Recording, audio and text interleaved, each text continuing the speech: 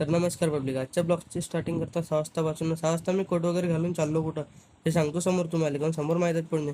Coat वगैरे घातलं तर असं नको समजा का पोरगी पाहायला चाललो म्हणून. तुमचा भाऊ अखंड सिंगल आहे बरं का, टेन्शन नको घ्या. तुम्ही सिंगल तर मी सिंगल. तेवढ्यातच आपण गावामध्ये येऊन गेलो, तेवढ्यात हे इचुकांदा भेटून गेले आपल्याला. त्या इचुकांद्याला न्यायचं होतं एका जणाले. तेवढ्यात येऊन गेलो लग्नामध्ये. लग्न कोणाच्या आहे सांगतो समोर तुम्हाला, माहीतच पडून येऊन कोणाचं लग्न आहे म्हणून. तेवढ्यातच मग डान्स वगैरे करत होते पुट्टे, आम्ही पाहत होतो उभे बघू. तेवढ्यातच रोज भाऊनं बनवला बा माहोल पहा बिलकुल.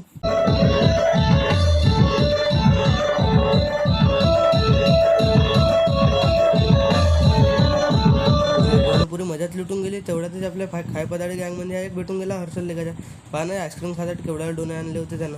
तेवढ्यात हे आपली निलेश गँग पहा ना कशी खायला बिल्ली होती आईस्क्रीम. जेवण वगैरे झालं होतं पण पुट्टे पुऱ्या खोकीचे खोके उडवले होते आईस्क्रीमचे. साला सर्वेल नाही पण अडायले नाही ना साले नुसते इकडे तिकडे नाचत राहायचे.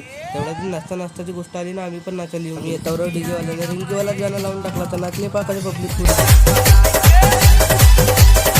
पण मी आता हलवूनच घेतलं थोडंसं. मग तेवढा ते नागपूरचे इन्फ्लुएन्सर वगैरे आले होते, ते पण नाचायला बिलकुल. रिंकीवाला गाणं वेगळाच आहे बरं का. नंतर मग वंशा म्हणे प्री वेडिंग शूट मारून द्या म्हणे. मग त्याची प्री वेडिंग शूट वगैरे मारून देत होते जेवढे जण.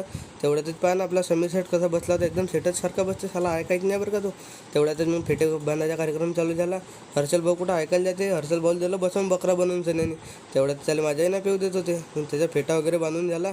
फेटा फुटा काय नाही सप्पा चकलाच करत होते. नंतर घरी जात होतो तर वंशा का म्हणते ते पोरगीचं आगळ पाहत होती. म्हणजे म्हणलं खाला काही लाते खायचे धंदे करते तू, बहुत शायना झाला हाय मस्त चिडवते मला सिंगल होतं.